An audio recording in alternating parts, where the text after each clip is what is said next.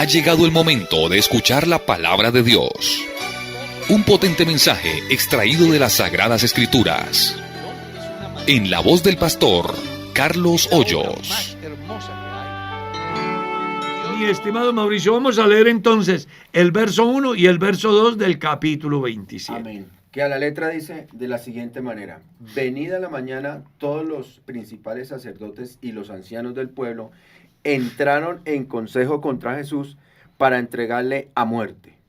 Y le llevaron atado y le entregaron a Poncio Pilato, el gobernador. 4 actores muy importantes que encontramos ahí. Los principales sacerdotes, 1, los ancianos, 2, Pilato 3, y Jesús. que era... ¿Ya? Me llama la atención el pasaje porque uno se detiene en las Escrituras y descubre que la gente para lo malo hace minga. Ah, sí. Fácil. ¿Sí? Además fácil. Claro. O sea, se ponen fácil de acuerdo para hacer el mal, Sí, señor. para destruir, para dañar, para desfigurar. Difícilmente se ponen de acuerdo para sacar adelante algo que beneficie al otro. Y aquí encontramos a los ancianos y a los sacerdotes poniéndose de acuerdo para entregar a Jesús. Organizando toda una orquesta, ¿no? De acusaciones falsas, utilizando todas las estrategias solo con un fin: deshacerse de Jesús. Y hay un personaje que es el gobernador, ¿ya? Que la Biblia le llama ¿cómo? Poncio Pilato. De pronto hay gente que no sabe quién es Poncio Pilato. Y yo me di a la tarea de investigar quién era él. Y dice que Poncio Pilato también es conocido en español como Poncio Pilatus. Fue un miembro del orden ecuestre y quinto prefecto de la provincia romana de Judea entre los años 26 y 36 Amén. de nuestra era. Dice que él es italiano. Nació en Abruzos, Italia. Fue sucesor de Marcelo, ¿ya? Y tenía su ciudadanía romana. Eso ahí como para que se den cuenta de una breve biografía de Pilato. Un relato histórico importante, hermano. Claro, sí, porque la gente a veces lee, ¿pero qué quiere decir eso? ¿Con qué se come? No, y si quieren poner la Biblia en un espacio del mundo de la historia, ahí está. Usted lo Ahí acaba de está. estar. Vivió entre el año, ¿qué? 26 Y 36. y 36 de nuestra era. Sí, señor. En ese tiempo, el sistema se distribuyó la tierra como se distribuye, por ejemplo, Colombia, por departamentos. Y cada departamento tiene un gobernador. En ese caso, el gobernador de Judea era Poncio Pilato. En consecuencia, él tenía, entre comillas, la autonomía suficiente como para definir el futuro de una persona que fuera cuestionada y de una manera particular a Jesús. Amén. Y es que me parece importante, hermano, la introducción que usted le hace a la charla que vamos a tener hoy del estudio de la palabra de Dios. Porque es importante estos apuntes históricos reales, porque hay veces la gente crea la historia, pero no crea la palabra del Señor. Pero aquí ahí están involucradas las dos cosas para ponerle un tiempo cronológico a los hechos de los cuales vamos a estar hablando. Es que hay algo muy importante, y es que no se puede sostener una tesis si no tiene historia. Así es. Y no hay manera de descartar la existencia del Señor Jesús, pues la historia por toda parte. Amén. Y desde todas las vertientes. Hay un pasaje en el Evangelio de Lucas, capítulo 1, dice que con la muerte de Jesús, pues surgieron cualquier cantidad de escritores, puesto que muchos han intentado poner en orden las cosas que entre nosotros han sido ciertísimas. Amén. O sea, hay una cantidad de libros que hablan a favor, que hablan en contra o que son neutros, pero que tienen que ver con una persona llamada Jesús. Amén. Y que es la razón de nuestra fe, el objeto de nuestra alabanza, la causa de nuestra salvación. Porque la salvación nuestra es simplemente el efecto de la causa, que es Jesús. Entonces, qué interesante que tengamos en cuenta que cuando se habla de Jesús, no se está hablando de un aparecido. No, se habla de alguien que tiene peso en la historia, de tal magnitud que cambió la historia en dos, o la partió. Amén. Antes de y después de. Datos muy importantes, hermano. Claro, cuando uno mira la historia, entonces el mundo va marchando. Año 4000, año 4004, ¡prum!, aparece alguien en el escenario que viene con una propuesta diferente a la que la sociedad estaba acostumbrada en todos los campos, porque para su información, Jesús, aparte de ser el Salvador del pueblo en el campo de sus pecados, también era la esperanza del pueblo de Israel para liberarse de la presión del guayo extranjero. Entonces, Jesús es una persona tan importante en el campo social, en el campo político, que pues inclusive yo leí un libro que se llamaba Jesús en la política. Muy interesante. Y el escritor hacía alusión a que si un país se dejara guiar por la tesis de San Mateo capítulo 5, el gran sermón del monte, hasta el capítulo 7, harían de su país el país más próspero, con los mejores valores, con la justicia más plena. ¿Ya? Y de hecho que algunos políticos tienen la osadía de tomar partes de la enseñanza de Jesús para fortalecer sus tesis políticas. Y en lo social, Jesús le dio un cambio total. Porque cuando uno mira la Escritura, descubre que las grandes necesidades que fueron satisfechas por Jesús en la sociedad, ningún gobernante lo ha logrado. Amén. Como poner a un paralítico a andar, a un leproso a integrarse a la sociedad, a una multitud hambrienta a mitigar su hambre. Unos cambios impresionantes. Nadie tiene ese récord. ¿No? ¿Cómo sería que una vez han enviado a unos caballeros a que tomen preso a Jesús? Y llegan y resulta que Jesús está hablando. Y ellos se ponen a prestarle atención. Y los que iban a tomarle preso no pudieron y se han regresado. Y llegaron donde los principales y ellos le han dicho, ¿por qué no lo habéis traído? Y ellos le dijeron, es que él habla con autoridad.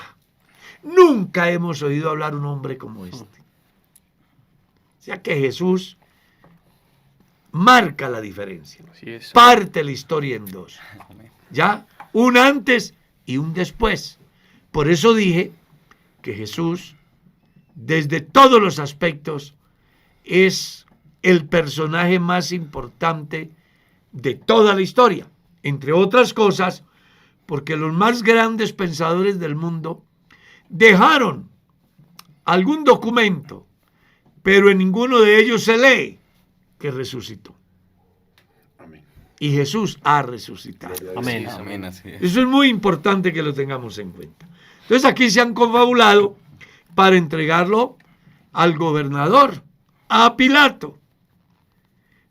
Todo porque para ellos es una amenaza en todos los campos. Jesús se convirtió en una piedra en el zapato, como se dice en el lenguaje de hoy, para los religiosos, porque la gente se iba tras él al escucharle hablar su doctrina. Y para los políticos, porque ponía a temblar el sistema. Amén. Así es. Ponía a temblar el sistema con sus jurisprudencias. Uno mira el capítulo 5 del Evangelio según San Mateo y observa cómo él reforma la ley. Amén. En San Juan capítulo 8 sienta una jurisprudencia muy interesante relacionada al juicio de la mujer adúltera. Que, hombre, uno dice, tenía razón aquellos en sentirse incómodos con ese personaje que por donde ellos metían la cabeza, llevaban. No había manera de decir que se podían consolidar.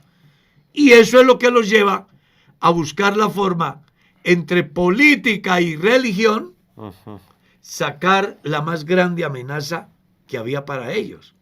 Y que no era solo para ellos. Los mismos discípulos llegaron a pensar que Jesús era un gran líder político. Cuando uno lee Hechos capítulo 1, el verso 8, Jesús les dice, verso 7, ellos le dicen, Señor, ¿restaurarás el reino de Israel en este tiempo? Ellos estaban mirando a Jesús como un político.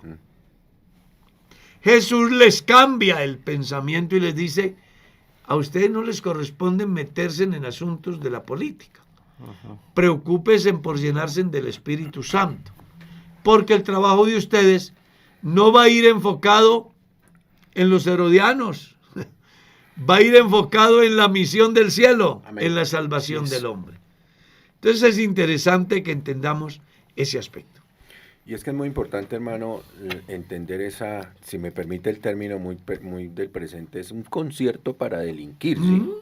Totalmente ahí, de la religión y la política, confabulados. La legislación colombiana lo llamaría así, concierto para delinquir. Confabulados en la dirección también del cumplimiento de muchas cosas, pero fíjese que aquí la narrativa que hasta el momento llevamos tiene unos detalles importantísimos para hacer esos aportes históricos, pero también tiene esos detalles de confabulación entre la religión de entonces, el Sanedrín, y lo que era el gobernador, para tratar de llevar sus objetivos en el orden que ellos pensaban, pero esto tiene un matiz interesante en el desarrollo de la lectura. Sí, entre esos hay dos aspectos que quisiera relucir acerca de lo que el pastor dice, hermano Carlos, y que existían dos juicios, ¿no? El uno era judío y religioso, y el otro era romano y secular político. Y entre eso está, y dice Warner Carter, dice en su libro, dice que, hablando de la parte política y romana, dice que Poncio Pilato era inflexible, cruel y estratégico. O sea, no estaba en un papel... No, él era una figura muy importante, además tenía un carácter fuerte. Sí, señor. Imagínense que tuvo la osadía de decirle a Jesús, yo puedo salvarlo. Sí. Es que eso hay mucho. Era muy soberbio, ¿no? Sí. No, y además que él, como buen político, también le iba a sacar partido al asunto. Si no se acordémonos de que el escenario estaba armado para sacar una jugada política y darle beneficio a todo eso, porque el escenario era la Pascua, el escenario era el Sanedrín alborotado, el escenario era este personaje Jesucristo que había convulsionado todo Roma y había consumido todo Jerusalén, y todo estaba centralizado en una fiesta importante que era la Pascua, pero también en una celebración secular, costumbre romana para, de alguna manera, confabularse con el pueblo judío, que era liberar presos. Una cosa interesante era que... Era el día de donde se daba el indulto, ¿no? Sí, era un día de indulto. Entonces todo estaba ahí convergiendo a muchas cosas que la misma palabra nos va a dar. Yo me imagino la familia de Barrabás. Imagínese. Uy, que le dieran el indulto a Barrabás. Imagínese el aporte. Sí, claro. Sí, así es. Porque más allá de que las personas cometan delitos, sus familias siempre querrán no que se haga justicia, sino que se deje libre al culpable. porque definitivamente el ser humano es así. No, es que en la lectura vamos a desarrollar de verdad la faceta de lo que es la política mostrada desde este punto de vista y va a estar bien interesante. Luego vamos a encontrar algo aquí que es la muerte de Judas. Paréntesis importante. Claro, vamos a leer, mi estimado Santiago, del verso 3 al verso 10. Así es, dice así la palabra del Señor. Entonces Judas, el que le había entregado, viendo que era condenado, devolvió arrepentido las 30 piezas de plata a los principales sacerdotes y a los ancianos, diciendo: yo he pecado entregando sangre inocente. Mas ellos dijeron: ¿qué nos importa a nosotros? Allá tú. Y arrojando las piezas de plata en el templo, salió y fue y se ahorcó. Y los principales sacerdotes, tomando las piezas de plata, dijeron: no es lícito echarlas en el tesoro de las ofrendas, porque es precio de sangre. Y después de consultar, compraron con ellas el campo del alfarero para sepultura de los extranjeros, por lo cual aquel campo se llama hasta el día de hoy Campo de Sangre. Así se cumplió lo dicho por el profeta Jeremías cuando dijo: y tomaron las 30 piezas de plata, precio del apreciado, según precio puesto por los hijos de Israel, y las dieron para el campo del alfarero, como me ordenó el Señor. Tremendo. Oh, hermano Carlos. Hay varios escenarios en este pasaje que, hombre, vale la pena detenernos en ellos. Claro que sí, son muy importantes. Pudiéramos, yo qué sé, organizar unos cuantos sermones, ¿cierto? Uno de ellos sería un arrepentimiento tardío, Sí. ¿cierto? Otro podría ser una decisión equivocada. Otro podría ser cosechó lo que sembró.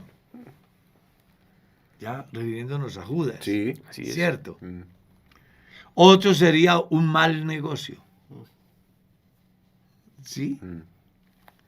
Otro serías no consumas la vida de tu prójimo. Porque si ustedes miran, todo lo relacionado a lo que se daba en el templo era para el sostenimiento de quienes ejercían el ministerio. Pero cuando ven que es el precio de la vida, dicen, no podemos consumirlo, compremos un terreno. No, es que es una cosa, ¿Ya? es una doble moral, pero muy bien puesta ahí. Claro, claro.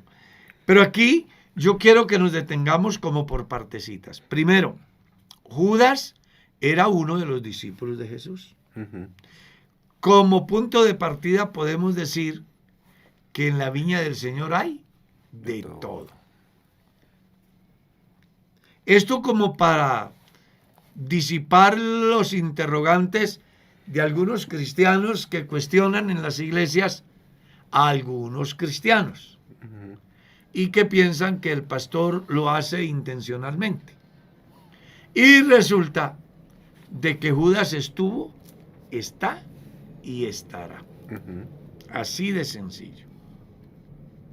Tal vez a los que están en nuestra sintonía se les ocurra hacer el interrogante de los discípulos. ¿Seré yo? ¿Seré yo? Señor, ¿seré yo? Porque son, pues, enseñanzas que son incuestionables porque están en la Biblia, pero que son duras. Muy duras. Porque imagínate el tesorero de la iglesia, el diácono tesorero, ¿ah? Que es el apóstol, y ahora ha vendido al Señor. Y su problema se desata cuando ve que el juicio de Jesús va en serio.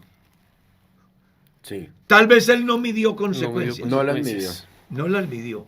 Porque cuando él ve que Jesús es entregado y que lo llevan ante Pilato, dijo, esto va para muerto. Esto se complicó. Se salió de las manos. Se salió de las manos. Entonces hay una reacción de él. Entonces Judas, el que le había entregado, viendo que era condenado, devolvió arrepentido las piezas de plata. Digo, aquí la cosa se complicó. Porque la escena muestra dos maneras de poderlo ver el pasaje.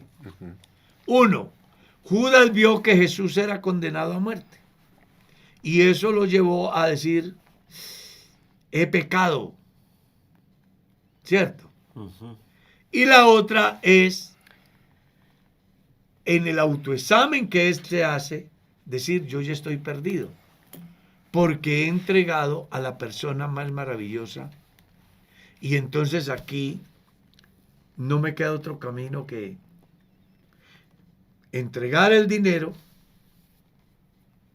Y fue arrepentido ante los sacerdotes y entregó el dinero. Además, con unas palabras muy interesantes. He pecado entregando sangre inocente. Pero lo que él no sabía es que al sacerdote no le importa la salvación de nadie. Ahí está, hermano, qué bueno que lo expresen. Claro, es que uno sabe que la religión nunca ha hecho nada por el hombre. Por eso yo estoy muy de acuerdo con lo que decía Darwin, el padre de la evolución es. Él decía, la religión es el opio del pueblo. Y yo creo eso. Yo creo eso.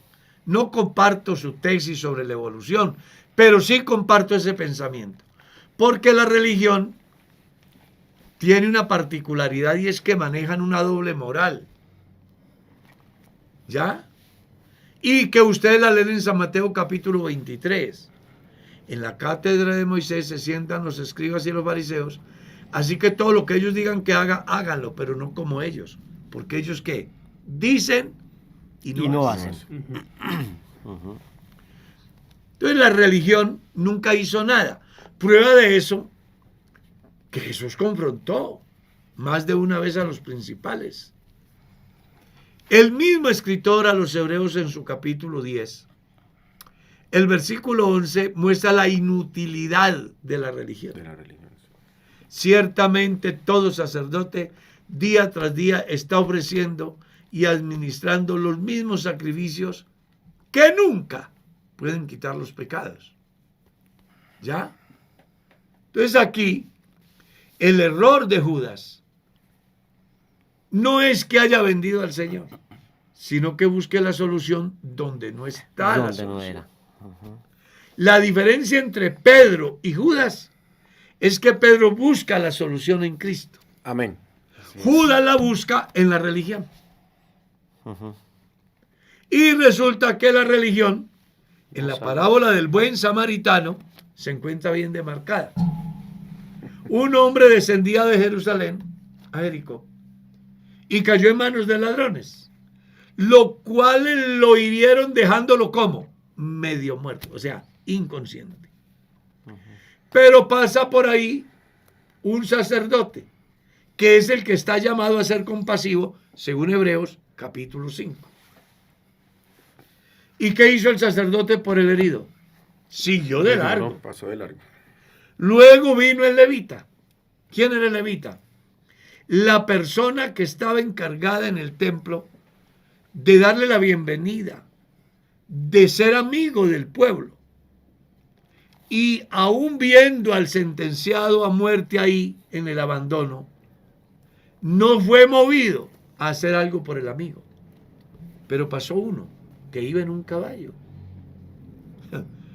Y al verlo, dice que ha bajado de su cabalgadura, ha ido a donde esté el herido de muerte, ha luchado por, de alguna manera, minimizar el dolor, limpiar, lo sube a la cabalgadura, lo lleva al hospital, paga por anticipado y dice, háganlo todo por él. Y si algo queda por saldar, cuando yo regrese, lo pago. Y aquel era samaritano. Además. Entonces, se supone que el que cayó herido era un israelita, que el sacerdote es israelita, que el levita es israelita, que el samaritano nada tiene que ver con ellos. Sin embargo, el buen samaritano hace lo que no hicieron los otros, quienes estaban llamados a hacer. Esto para decir que la religión nunca ha hecho nada por el pueblo. Si uno mira la historia, por ejemplo, de Colombia, hombre, uno se da cuenta que la religión y la política han estado ahí. Y no para tomar decisiones buenas. Porque muéstreme el éxito de las políticas de Estado a favor del ser humano. Y usted encuentra que todos los días se van llevando normas, leyes que degeneran al ser humano, que le quitan al ser humano el lugar que Dios le dio, pero que elevan al animal a escenarios sublimes, a tal estado que hoy es más delito pisar un perro que abortar un niño de 8 meses. Sí, señor. ¿Ya? Así es. Entonces, cuando uno mira todo esto, y como dicen por ahí, ata cabitos, llega a una conclusión muy importante, y es que el error de Judas fue buscar la solución Lugar equivocado. en el lugar equivocado. La religión no le soluciona el problema al hombre en ninguna de las áreas de la vida. Lo entorpece, lo embrutece a tal estado que lo pone a creer cosas que no son, a rendir culto a cosas que son obras hechas por manos de hombres, a creer, o mejor, desviar el verdadero sentido del credo, porque el creer debe estar encauzado hacia Dios y no a las obras de las manos de los hombres, ni tampoco a los hombres. Y hoy uno encuentra, yo escuché un líder religioso diciendo que el que diera su vida por él, pues la salvaría. Cuando la Biblia lo que dice es por el Señor Jesús. Es que la radiografía que estamos mirando en verdad aquí en este escenario es bien interesante, porque estamos mirando la posición de una religión, estamos mirando la posición y la visión que tenía Judas acerca de esa religión como solución, ¿sí? Pero resulta que la palabra fue tajante, no nos importa. Claro. No nos importa. Claro. Y esa es la respuesta que ha hecho eco durante, si me lo permite, la Santa Inquisición. De santa no tenía nada y de Inquisición tenía todo, y no nos importa, porque no había ninguna favorabilidad para el ser humano desde esas dependencias. No, es que a ellos no les importa la gente, les importa lo que tienen. Exactamente. Y ahí desafortunadamente caen de todos lados. Porque hay gente que no está pensando en el bien del individuo, sino en el beneficio personal. Y ahí es donde Judas se equivoca, porque si él hace lo de Pedro, Judas no se pierde. Así es. ¿No? Pero él buscó la solución donde no la había. Se cumplió en él lo que dice el profeta: 2 males ha hecho mi pueblo. Dejaron a Jehová fuente de agua viva y fueron a cavar cisternas que no retienen agua. La religión no tenía absolutamente nada para Judas. ¿Cómo sería que cuando él va arrepentido y dice: he pecado, señores sacerdotes, he pecado entregando sangre inocente, aquí está la plata, estoy arrepentido? A nosotros no nos interesa. Oiga, qué inhumanos, Total. qué crueles. Es decir, están plenamente desdibujado su función aparente. Exacto. Su función aparente con lo que de verdad debían hacer. No eran coherentes. No eran coherentes para en nada. lo que representaban con lo que hacían. Porque ellos, que se llamaban los defensores de la ley y que eran sacerdotes, estaban llamados a cumplir lo que está escrito en Hebreos 5. Debían de ser, ¿qué? Compasivos, misericordiosos.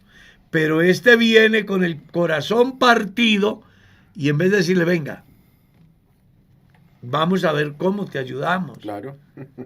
Sí. La respuesta es que espera un arrepentido. Claro. Y no, por ahí no aparecieron. No, a nosotros no nos importa. No nos importa.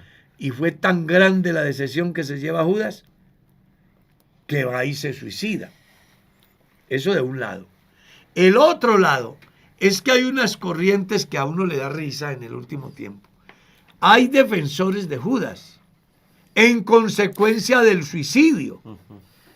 Y llego acá porque hay gente que cree que Judas no tuvo la culpa. Porque Judas en el programa de Dios estaba para eso. No. Pero el programa de Dios en Judas estaba hasta que él lo entregara, no que se suicidara.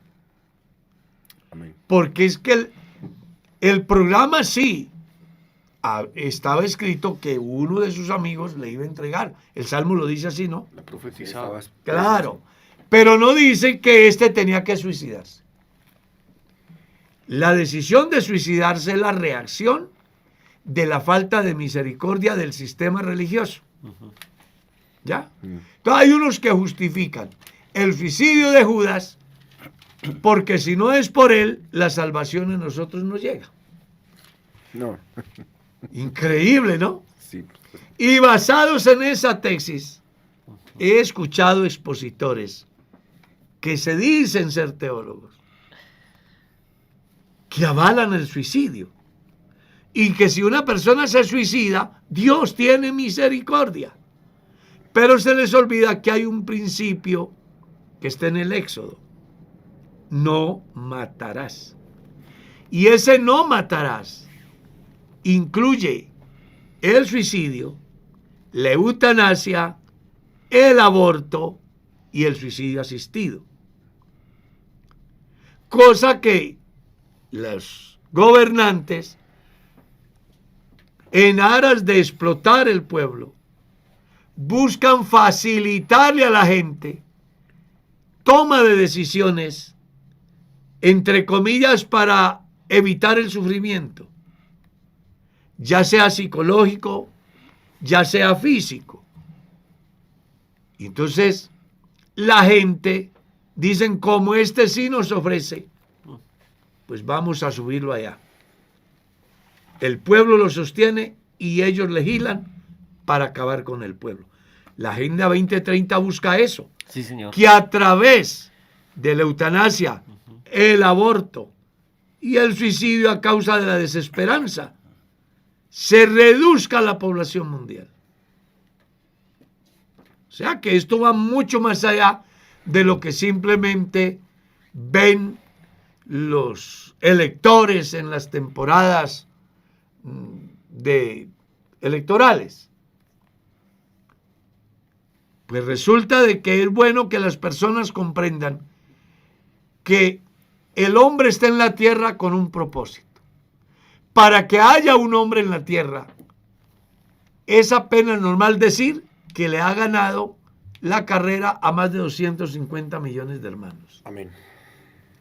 Estar aquí, Santiago, estar aquí, Armando, estar aquí, Mauricio, cualquiera de los que están conmigo, no estamos por casualidad. Dios tiene un propósito. Y ese propósito, pues, es que usted y yo cumplamos la misión que Dios tiene para cada uno.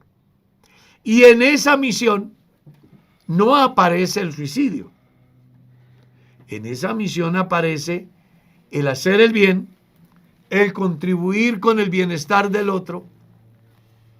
A mí me llama mucho la atención lo que dice el salmista: Dios cumplirá su propósito en mí. Pero no será posible que se cumpla si yo no soy materia disponible en las manos de Dios. Amén. Así es. Entonces, mis decisiones equivocadas, como las de Judas, son las que llevan a las personas a perderse.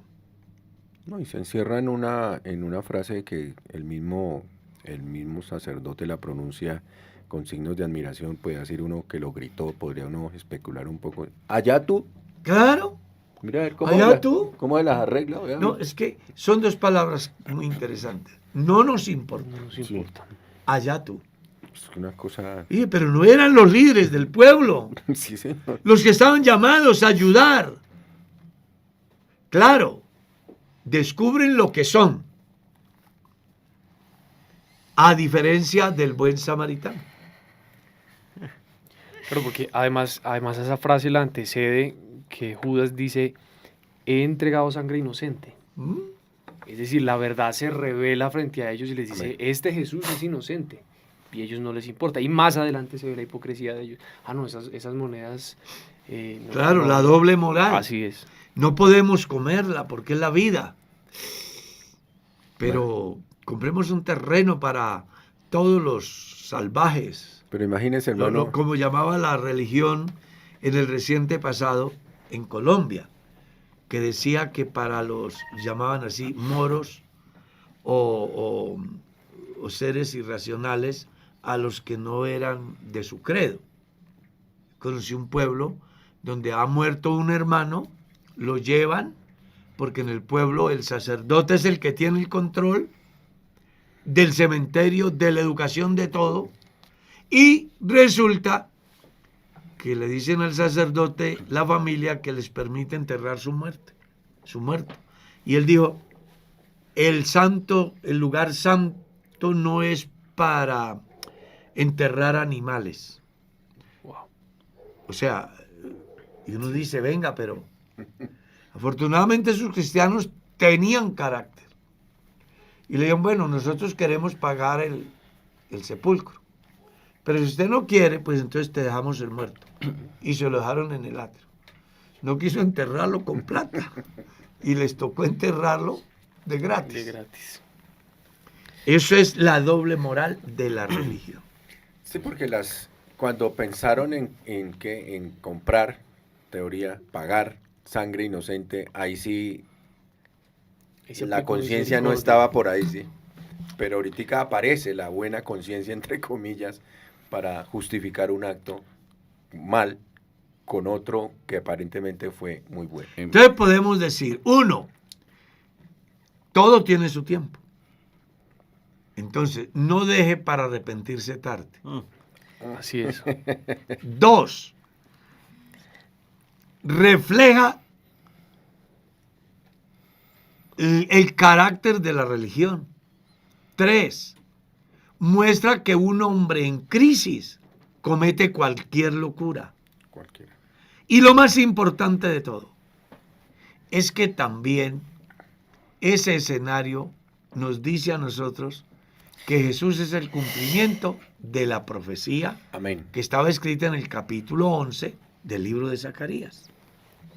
O sea que ahí convergen varias cosas que son muy importantes y que los lectores de la Biblia deben de tener en cuenta. Amén.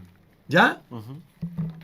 Puede ser que hay muchas personas hoy que vienen escuchando a Jesús, viendo la obra de Jesús, pero siguen renuentes y hasta justifican su proceder como, si Dios me tiene para ser salvo.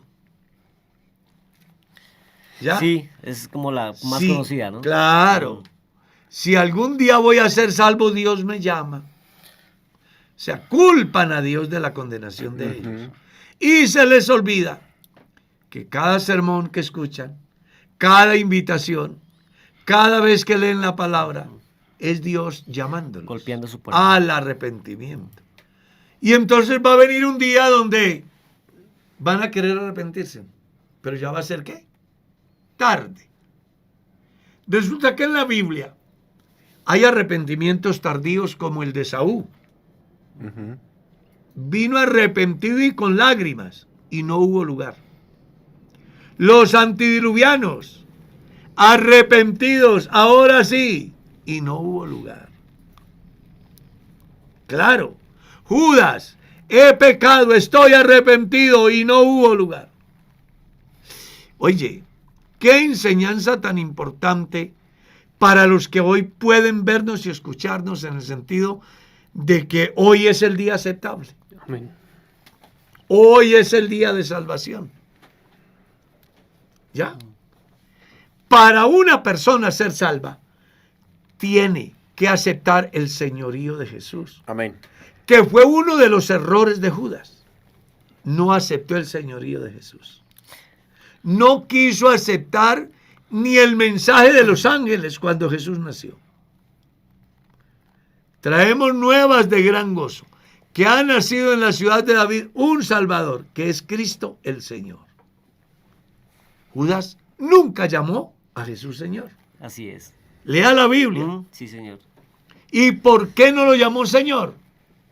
Hombre, porque simplemente él no aceptó el señorío. Era un tipo soberbio.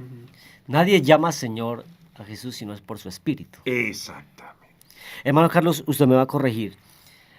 Hablando ahorita que usted decía del arrepentimiento, un mal arrepentimiento se puede repetir. Y lo tomo de esta manera. Dice que Judas, el significado de él es varón de ciudades. Hombre alabado.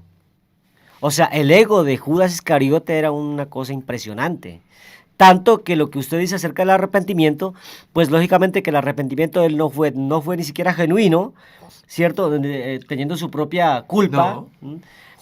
Pero él más le interesó el qué decir de los sacerdotes y lo que él había recibido.